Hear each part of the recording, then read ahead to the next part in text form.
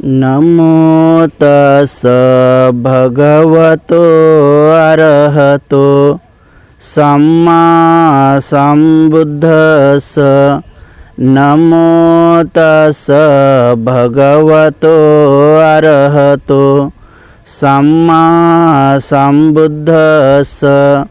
नमो तस् भगवतो अरहतो सम्मा सम्बुद्धस्स।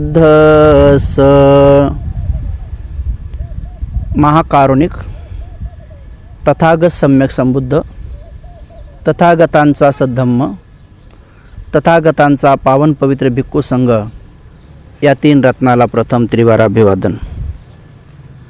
ज्यांच्यामुळे आपणा सर्वांना हे तीन रत्न प्राप्त झाले, ज्यांच्यामुळे आपणा सर्वांना हे सुखाचे दिवस आले, असे बोधिसत्व डॉक्टर बाबासाहेब आंबेडकर यांच्या समग्र धम्मक्रांतीला शेवटच्या श्वासापर्यंत समर्पित राहतो।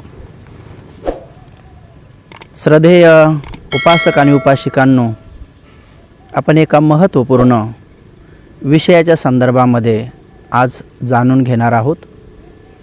तथागतांनी ज्या गुणाची प्रशंसा केलेली आहे ते शील गुण किती महत्त्वपूर्ण आहे, या संदर्भात भगवंताच्या काळात घडलेला एक प्रसंग आपण जाणून शील हे किती महत्त्वपूर्ण आहे किंवा शीलामुळेच सर्व काही प्राप्त होते, हे तथागताच्या काळातला एक सुंदरसा असा प्रसंग आपण जाणून घेऊया। आपले भगवान, आपले शास्ता तथागत सम्यक संबुद्ध एकदा राजाच्या निमंत्रणावरून त्या राजाच्या नगरीमध्ये धम्मोपदेश देण्यासाठी गेले। सन्मानपूर्वक राजाने तथागताचं आदरातिथ्य केले। सुंदरशा अशा भव्य दिव्य सजवलेल्या शामियान्यामध्ये मंडपामध्ये सुंदर असं तथागताचे आसन ठेवून त्यावर तथागतांना बसण्यासाठी विनंती याचना केली आणि त्यानंतर भगवंतांनी लोककल्याणाचा उपदेश द्यावा असे सांगितले, याचना केली, विनंती केली। त्या ठिकाणी तथागतांवर अगाध श्रद्धा असलेला राजाही होता। राजाचा खास विशेष प्रकारे असलेला संरक्षक अंगरक्षकही होता, सेनापती होता आणि विशेष म्हणजे त्या ठिकाणी राजाचा एक खजिनदार होता, कोषाध्यक्ष, कोष सांभाळणारा, जो की ब्राह्मण होता आणि त्या गावात सर्वात धनवानही होता। ब्राह्मणांच्या जेवढे काही वेदांग आहेत त्या सगळ्यांमध्ये तो पारंगतही होता। म्हणजे राजाचा खास माणूस होता, एक ब्राह्मण कुळात जन्मलेला होता, दोन विशेष रूपाने तो महाधनवान होता, तीन आणि ब्राह्मणांच्या सर्व वेदांगामध्ये तो त्या शास्त्रांमध्ये पारंगत होता, चार। तोही तथागताचा उपासक होता आणि तोही त्या ठिकाणी प्रवचन ऐकण्यासाठी आला होता। त्या दिवशी तथागताने सर्वांवर करुणादृष्टी टाकून कोणाला धर्मलाभ होईल हे जाणून काय उपदेश केला पाहिजे हे तथागताने आपल्या बोधी नेत्राने जाणले व तथागताने उपदेश देताना हे समोरील पाली वचन म्हटले आणि त्याला फोडून फोडून सांगितले। शीलेन सुगतियन्ति शीलेन भोग संपदा शीलेन निबुद्धीयन्ति तस्मा शीले विशुद्धीये। तथागत म्हणतात की शीलेन सुगतियन्ति, शील पालन केल्यानंतर मनुष्याची सुगती होते, म्हणजे या भवामध्ये तो मनुष्य सुखाने राहतो। शीलेन भोग संपदा, म्हणजे या जन्मात तर तो सुखाने राहतो, पण मेल्यानंतर सुद्धा सुखपूर्वक मरण पावतो आणि सुखपूर्वक ठिकाणी उत्पन्न होतो आणि शीलेन भोग संपदा, शील पालन केल्याने त्या व्यक्तीला जेवढ्या काही उपभोग्य करणाऱ्या वस्तू आहेत त्या सगळ्या शील पालन केल्यामुळेच प्राप्त होतात. जसं की नोकर, चाकर, धन, दौलत, ऐश्वर्य, बंगला, गाडी, हवेली, धनसंपत्ती, त्याचबरोबर दागदागिने, सोनं नाणं, वैभव, शेती, बाडी, सौंदर्य, या साऱ्या गोष्टी, आरोग्याचा लाभ, या सर्व शील पालन केल्यामुळं प्राप्त होतात असे तथागत सांगू लागले. शील पालन केल्यामुळे सुगतीचा लाभ होतो. तो मनुष्य प्रत्येक त्याची कृती चांगली करत करत जातो, त्यामुळे सुखानं राहतो. मरताक्षणी सुखपूर्वक मरतो. मेल्यावर सुगतीच्या ठिकाणी, सुखाच्या ठिकाणी उत्पन्न होतो. या भावामध्ये सगळ्या धनसंपत्तीला, ऐश्वर्याला, उपभोग्य वस्तूला भोग संपदा, शीलेन भोग संपदा, म्हणजे शीलामुळं सगळ्या भोग संपदा म्हणजे उपभोग्य करणाऱ्या ज्या वस्तू असतात, जसं की आताच्या काळामध्ये चांगल्या प्रकारची एसी, चांगल्या प्रकारचं ऑफिस, चांगल्या प्रकारची नोकरी, चांगल्या प्रकारचे दागदागिने, चांगल्या प्रकारची BMW सारखी गाडी किंवा वेगवेगळ्या प्रकारच्या गाड्या, वेगवेगळ्या प्रकारच्या हवेल्या, सगळं सर्व काही जेवढं काही सुख संपदा, उपभोग्य वस्तू आहेत त्या सगळ्या शील पालन केल्यामुळेच प्राप्त होतात. शीलेन निब्बुतीयन्ति, शीलाने, शील पालन केल्याने निब्बुती, निब्बान देखील प्राप्त होते. म्हणजे सर्व रागातून, द्वेषातून, मोहातून मुक्त झालेली चित्ताची ती परिशुद्ध अवस्था, ती देखील शील पालन केल्यामुळेच प्राप्त होते. शीलेने निब्बुतीयन्ति तस्मा शीले विशुद्धिये, शील पालन केल्याने विशेष प्रकारची शुद्धी प्राप्त होते. सुंदर पद्धतीने, परिशुद्ध पद्धतीने, जे दुःख नावाचा लवलेश नाही, जे परम श्रेष्ठ सुख आहे, जिथं दुःख नावाचा लवलेश नाही, असे निब्बान सुख देखील प्राप्त होते. आणि संसारातले सारेचे सारे सुख, अध्यात्मधन, निर्वाणाचा साक्षात्कार होतो, हे सारे सुख त्यामुळेच प्राप्त होतात.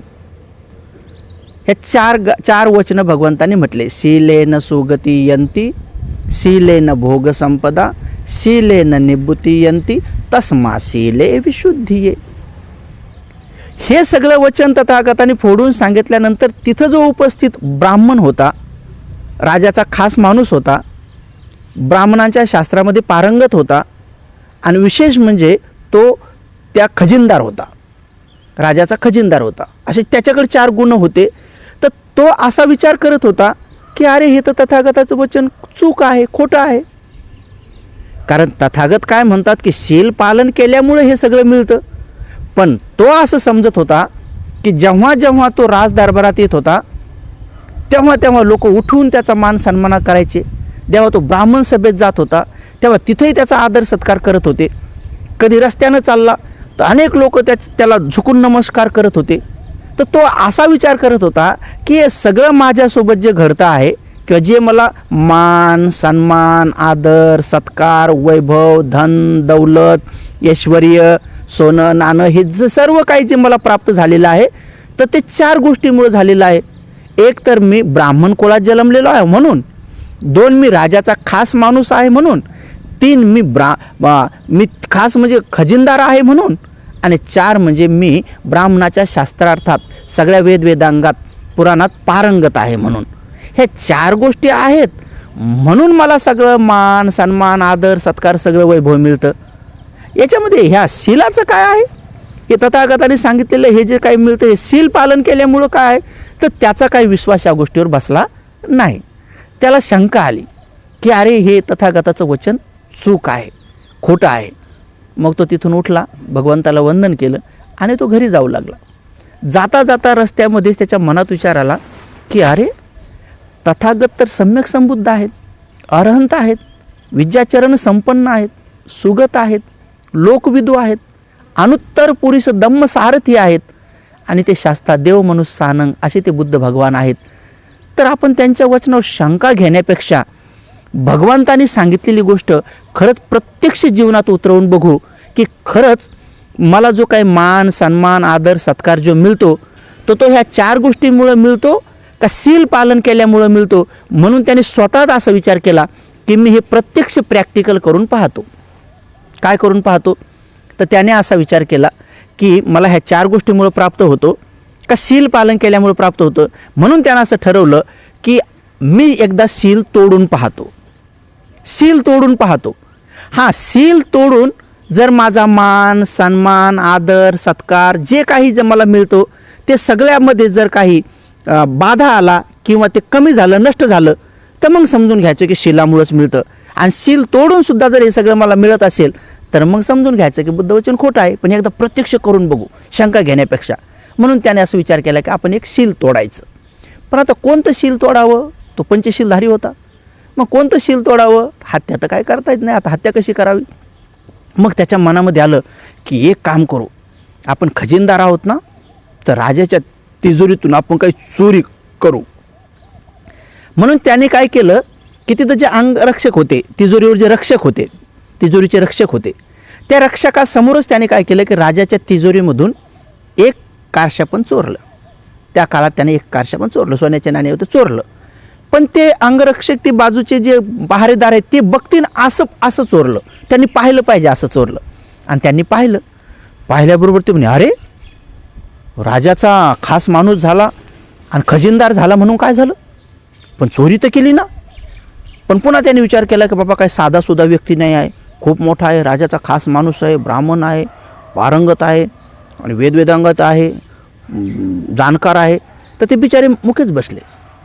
याने काय केलं, दुसऱ्या दिवशी पुन्हा गेला. दुसऱ्या दिवशी मूठ भरून घेतले. त्या कारशा पण मूठ भरून चोरल्या, त्यांच्या समोरच चोरल्या की त्यांनी पाहतीन अशा. त्यांनी पुन्हा पाहिलं, अरे याने तर काल पण चोरल्या, आज पण चोरल्या. राजाचा खास माणूस झाला म्हणून काय झालं, पण चोरी तर करू लागलं ना. पण पुन्हा त्यांना विचार आलं, बाबा आपल्या ड्युटी आहेत, काय करावं, खास माणूस आहे, काय करावं.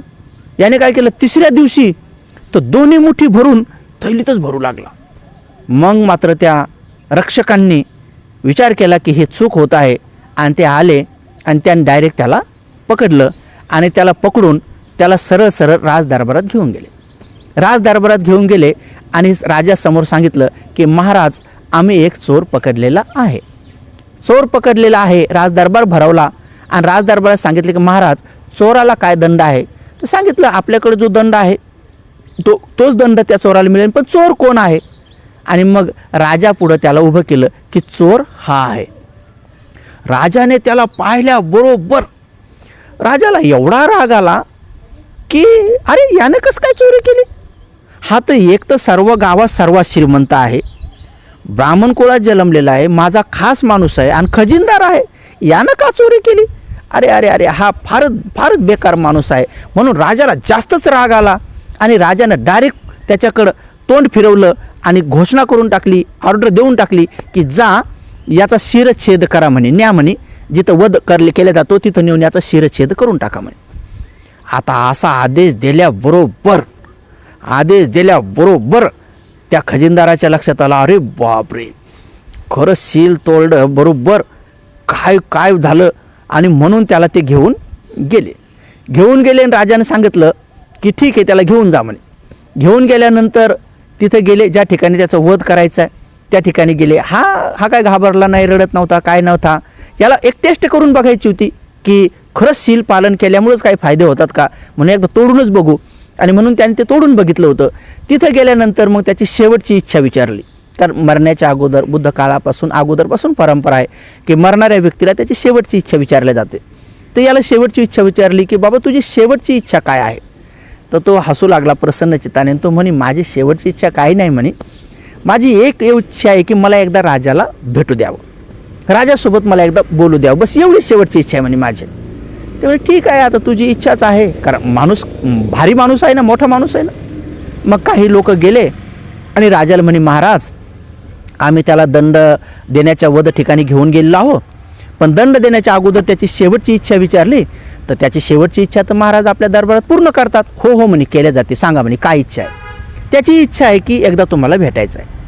राजा म्हणे नाही, मला काय त्याला भेटायची इच्छा नाही म्हणे, मला त्याला भेटायची इच्छाच नाही म्हणे. त्यानं चोरी का केली म्हणे, त्याला काय गरज आहे चोरी करायची म्हणे, एक तर सर्वात धनवान आणि सगळ्या गोष्टींना, आणि तो का की मला त्याची तोंड पाहण्याची इच्छाच नाही म्हणे, त्याला आणू नका म्हणे, तिकडेच फाशी द्या म्हणे. कारण म्हणे तो जर माझ्यासमोर आला म्हणे आणि त्याला जर का मी पाहिलं तर मला दया येऊ शकते म्हणे. कारण एक तो खूप चांगला आहे म्हणे, ब्राह्मण कुळात जन्मलेला आहे, माझा खास माणूस आहे, आणि विशेष म्हणजे भगवंताचा तो शिष्य आहे म्हणे, तो उपासक आहे. त्यामुळं त्याला पाहिल्यानंतर ना मला दया येईल आणि मी त्याला माफ करून टाकीन. त्याच्यापेक्षा म्हणे त्याला माझ्या पुढं आणूच नका म्हणे, आणि तो दयावया करण म्हणे, विनंती करण म्हणे, आणि साहजिकच म्हणे त्याला दंडापासून तो वाचन म्हणे. त्यामुळे मला काय त्याला माफ करायचं नाही आहे, त्याला तिकडं दंड देऊन टाका, फाशी देऊन टाका, शिरच्छेद करून टाका.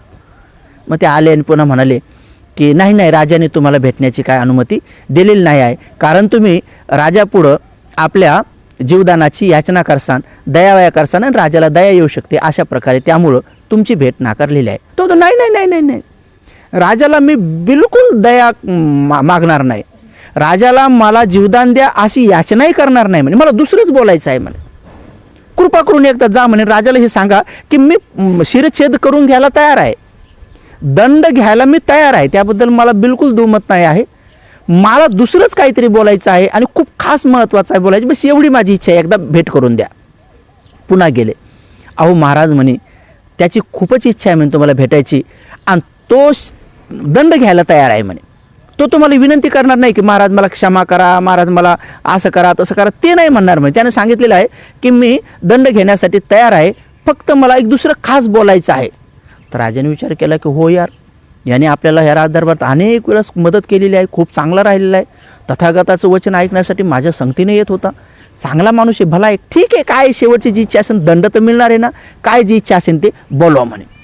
राजा दरबारात बसला, त्याला दरबारात बोलवलं. राजा त्याच्याकडे पाठ करून बसला, असं चेहरा इकडे करून बसला, त्याच्याकडे चेहरा नाही केला. म्हणे काय जे बोलायचं ते बोल म्हणे, कारण तुझं तोंड पाहण्याची इच्छा नाही म्हणे माझी, कारण तू एवढं घटिया काम केलेलं आहे म्हणे, तू एवढं चुकीचं काम केलेलं म्हणे की त्यामुळे तुझ्याकडे पाहण्याची सुद्धा मला इच्छा नाही म्हणे, तू तोंडाकडे पाहण्याच्या लायकीचा पण नाहीस म्हणे, काय जे बोलायचं ते बोल म्हणे, एकदा सांग म्हणे आणि जा म्हणे. तर तो काय म्हणतो माहिती आहे का, तर म्हणतो अहो महाराज मी काही साधासुद्धा व्यक्ती नाही आहे, मी ह्या गावात सर्वात श्रीमंत माणूस आहे. तर महाराज म्हणतात अरे हो तू सर्वात श्रीमंत माणूस आहे, तरी तू हे हलकट काम केलंस, सांग म्हणे पुढं काय बोलायचं. तर अहो महाराज मी काही साधासुद्धा व्यक्ती नाही आहे, मी ब्राह्मण कुळात जन्मलेलो आहो. तर राजा म्हणतो अरे हो तू एवढ्या मोठ्या ब्राह्मण कुळात जन्मलास तरीसुद्धा हे नीच काम केलंस, हे हलकट काम केलंस, हे चोरीचं काम केलं म्हणे, त्यामुळंच म्हणे तुझा मला खूप राग आलेला आहे, तुझं तोंड पाहायची इच्छा नाही, बोल म्हणे पुढं काय बोलायचं ते. म्हणतो अहो महाराज मी काय साधासुद्धा व्यक्ती नाही आहे, मी तुमचा खास माणूस आणि खजिनदार आहे. तर राजा म्हणतो अरे हो त्यामुळंच मला जास्त राग आलेला आहे तुझा, की तू माझा खास माणूस आहेस, माझा खजिनदार म्हणून तुला ठेवलंय आणि तूच चोरी केली, तूच नीच काम केलं, त्याच्यामुळं तो तोंड आणि थोबडं पाण्याची माझी इच्छा नाही म्हणे, त्यामुळंच तुझा जास्त राग आलेला आहे म्हणे, बोल तुला काय पुढं बोलायचं आणखी बोल. तो म्हणतो अहो महाराज मी काय साधासुद्धा व्यक्ती आहे का, मी सगळ्या ब्राह्मणांमध्ये, शास्त्रार्थामध्ये, वेदांगामध्ये आणि त्या सगळ्या उपनिषदामध्ये पारंगत आहे, त्या शब्दशास्त्रामध्ये पारंगत आहे, मी काय साधासुद्धा आहे का. अरे हो ना म्हणे, तू सगळ्या ह्या गोष्टीत पारंगत आहेस, त्याच्यामुळंच जास्त तुझा राग आलेला आहे, की तू सगळा एवढा ज्ञानी, सगळा विद्वान आणि सर्व काही असून तू हे नीच काम, हलकट काम केलं म्हणे, चुकीचं काम केलं म्हणे, अकुशल काम केलं, त्याचाच मला जास्त राग आला आहे, म्हणून तो थोबडं पाहायची इच्छा नाही म्हणे, बोल पुढं. मग तो हळूच म्हणतो अहो महाराज पण थोडं विचार तर करा, मला विचारा तर खरी मी हे का केलेलं आहे म्हणून, हे का केलं म्हणून. मग राजा हळूच त्याच्याकडे चेहरा फिरवतो, तोंड फिरवतो, म्हणतो सांग बरं का केलं म्हणून, सांग म्हणे का केलं म्हणून. एवढं सगळं सांगू लागला की मी ब्राह्मण कुळात जन्मलेला आहो, श्रेष्ठी आहो, धनवान आहो, पारंगत आहो सगळ्या गोष्टींमध्ये, तुमचा खास माणूस खजिनदार आहो, तर सांग बरं म्हणे तू हे का केलंस. तर म्हणे महाराज तेवढं सांगायसाठीच मी इथं आलेला आहे, सांग म्हणे. तर म्हणतो अहो महाराज जसं महाकारुणिक तथागतांचे तुम्ही शिष्य आहात, तसा मी पण त्या तथागताचा शिष्य आहे, त्या महाकारुणिकाचा मी पण सेवक आहे. जसं तुम्ही त्या दिवशी तथागताचं वचन ऐकण्यासाठी गेला होता, तसं मी पण तुमच्यासोबत तथागताचं वचन ऐकण्यासाठी गेलो होतो. तथागताने करुणेनं त्या दिवशी जो उपदेश दिला, महाराज तुम्हाला आठवतो का तो उपदेश तथागतांनी दिला की शीलेन सुगती यंती, शीलेन भोग संपदा, शीलेन निब्बुती यंती, तस्मा शीले विशुद्धी. तथागतांनी सांगितलं की शीलामुळंच मनुष्याला मान सन्मान आदर सत्कार वैभव धन दौलत ऐश्वर्य आणि मृत्यूक्षणी सजगता आणि मृत्यूच्या नंतर सुद्धा सुगती निब्बाणाचा साक्षात्कार हे सारे सुख शील पालन केल्यामुळं मिळतात. पण मला त्या भगवान बुद्धाच्या वचनावर शंका आली, कारण मला असं वाटत होतं आजपर्यंत की माझा जे मान सन्मान आदर सत्कार होतो तर ते एक मी तुमचा खास माणूस आहे खजिनदार म्हणून लोक उठून उभे राहतात, मला नमस्कार चमत्कार करतात, किंवा मी धनवान आहे श्रीमंत आहे म्हणून गरीब गरीब लोक बिचारे माझ्या पुढे झुकतात. आणि विशेष म्हणजे मी ब्राह्मणाच्या सगळ्या वेदात पारंगत असल्यामुळं ब्राह्मण आणि श्रेष्ठी लोक माझ्या पुढे झुकतात, मला नमस्कार करतात, माझ्या पुढे वाकून चालतात. आणि विशेष म्हणजे मी खास धनवान असल्यामुळं महाधनवान असल्यामुळं आणि राजाचा खास माणूस असल्यामुळं खजिनदार असल्यामुळं ब्राह्मण कुळात जन्मल्यामुळं या सगळ्या गोष्टीमुळंच मला हे सगळं प्राप्त होतं असा मी विचार करत होतो. याच्या शीलाचं काय आहे, मला बुद्धाच्या वचनावर शंका आली. पण मी रस्त्यानं जाता जाताच माझ्या मनात असं उत्पन्न झालं की अरे भगवंताच्या वचनावर शंका घेण्यापेक्षा एकदा करूनच बघू बरं प्रॅक्टिकलमध्ये की खरंच शीलामध्ये एवढी ताकद आहे का, शीलामुळंच मान सन्मान आदर सत्कार आहे का. म्हणून मी महाराज असा विचार केला की एकदा शील तोडून पाहू, आणि म्हणून महाराज मी शील तोडून पाहिलं, बाकी दुसरं काही कारण नाही. कारण भगवंताचं वचन हे प्रत्यक्ष जीवनात उतरून पाहायचं होतं मला की तोडल्याने काय हानी होती आणि पालन केल्याने काय फायदा होतो, पालन केल्याने काय फायदा होतो हे तर मला कळलं नाही, शंका आली. पण एकदा तोडून पाहू आणि जर दंड मिळाला तर समजून घ्यायचं की बुद्धाचं वचन हे खूप त्रिकालाबाधी सत्य आहे. आणि खरंच महाराज मला एवढं सांगायचं होतं की भगवंताचं वचन एवढं सत्य आहे त्यावर कोणीही शंका घेऊ नये. बस मला एवढं सांगायचं होतं की बघा शील पालन केल्यामुळं सगळं मिळतं, आणि मी एकच शील तोडलं तर श्रेष्ठी असून ब्राह्मण कुळात जन्मलेला असून महाधनवान असून तुमचा खास माणूस असून मला सुद्धा शिरच्छेद होण्याचे दंड मिळाला. बस मला एवढंच म्हणायचं होतं, तेवढंच सांगायसाठी आलो होतं म्हणे. आणि आता चला म्हणे आता मला शिरच्छेद द्यायला तरी काय हरकत नाही, माझा शिरच्छेद केला तरी काय हरकत नाही. असं म्हटल्याबरोबर राजा एकदम खटकनच उठला आणि म्हणतो अरे अरे अरे अरे अरे तू भगवंताचं वचन प्रत्यक्ष करून पाहिलं, प्रॅक्टिकल करून पाहिलं, तुझं अभिनंदन म्हणे. सोडून द्या म्हणे, याला माझ्या हातून अनर्थ होणार होता म्हणे, याला शिरच्छेद नका देऊ म्हणे. अरे याने तर प्रत्यक्ष करून पाहिलं म्हणे भगवंताचं वचन.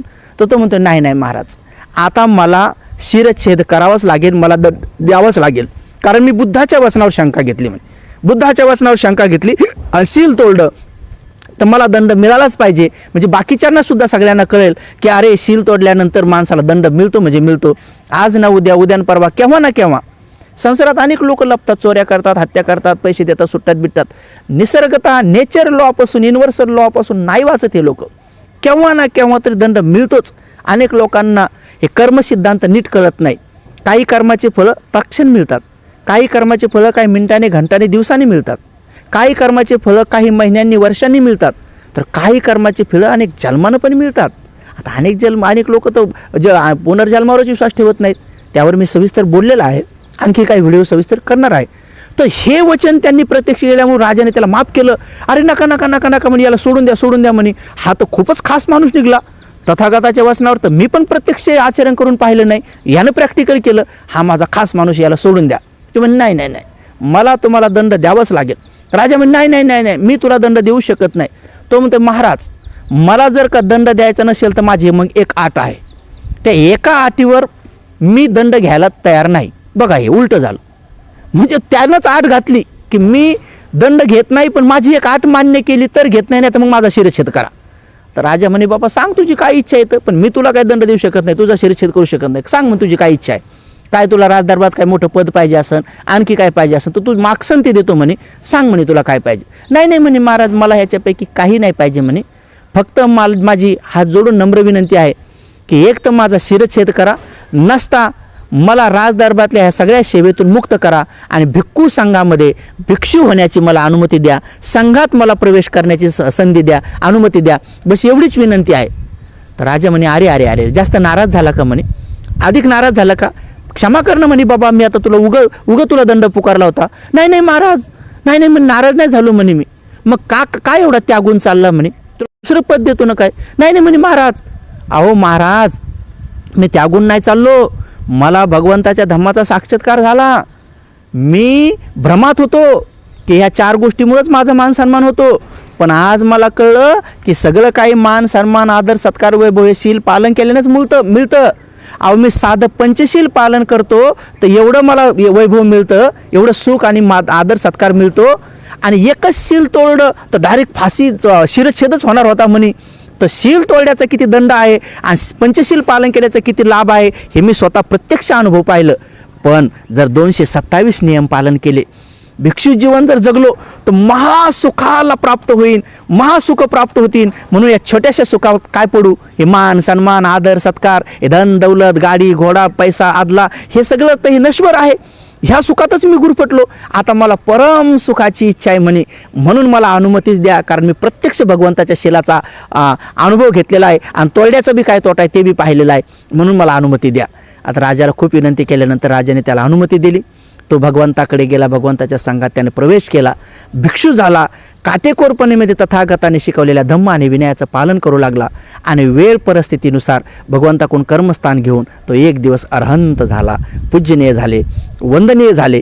अशा रीतीनं भगवंताच्या एका वचनाला ऐकून शंका उत्पन्न केलेल्या एका श्रेष्ठ ब्राह्मणाने भगवंताच्या वचनाला प्रत्यक्ष जीवनात उतरवलं आणि त्याने सर्व वैभव त्यागून तो भिक्षू झाला आणि एक दिवस अरहंत होऊन पूजनीय वंदनीय ठरले. तर उपासक आणि उपासिकांनो, खरंच भगवंतांनी सांगितलेलं की मान सन्मान आदर सत्कार हे जेवढं काय आपल्याला मिळतं हे सगळं शील पालन केल्यामुळं मिळतं. बाबासाहेब स्वतः म्हटले की मी पार्लमेंटमध्ये गेल्यानंतर सगळे लोक उठून उभे राहतात. पार्लमेंटमध्ये 2 व्यक्तीसाठी लोक उभे राहायचे, एक पंतप्रधानासाठी आणि दुसरी बाबासाहेबासाठी. तर अनेक लोक बाबासाहेबाला घाबरत होते. तर बाबासाहेब म्हणाले, मी महाविद्वान आहे, भरपूर डिग्री आहेत म्हणून लोक मला घाबरत नाहीत, तर माझ्यामध्ये शील पक्का आहे, माझ्या शीलामुळं मला हे सगळे लोक घाबरतात.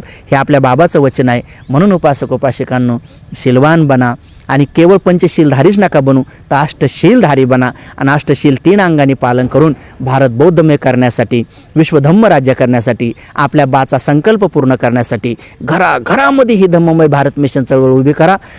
प्रत्येक लोकांनी कमीत कमी रोज 1 रुपयाप्रमाणे वर्षाला 365 रुपये दान करा आणि धम्ममय भारत मिशन आपण सफल करू. आपण 7.5 एकर जमीन विकत घेतलेली आहे. बाबाचे संकल्प पूर्ण करण्यासाठी आपण सर्वतोपरी प्रयत्न करत आहोत.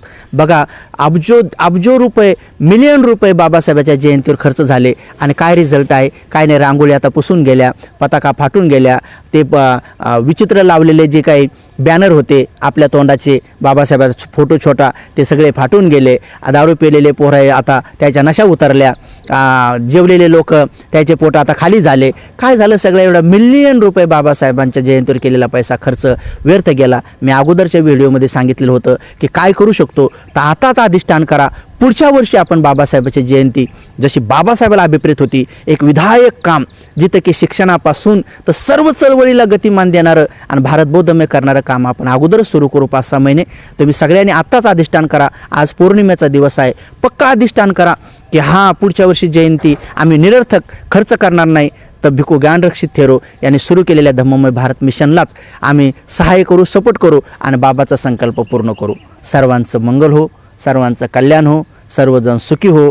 भवतु सब मंगलं, भवतु सब मंगलं, भवतु सब मंगलं. सर्वांचं मंगल हो, सर्वांचं कल्याण हो, सर्वांचं अष्टशील आशु फलदायी हो, सर्वजण शील संपन्न हो, गुण संपन्न हो, भारत बौद्धमय हो, विश्व धम्म राज्य हो, धम्ममय भारत मिशन सफल हो. सुखी हो, सुखी हो, सुखी हो. साधु साधु साधु.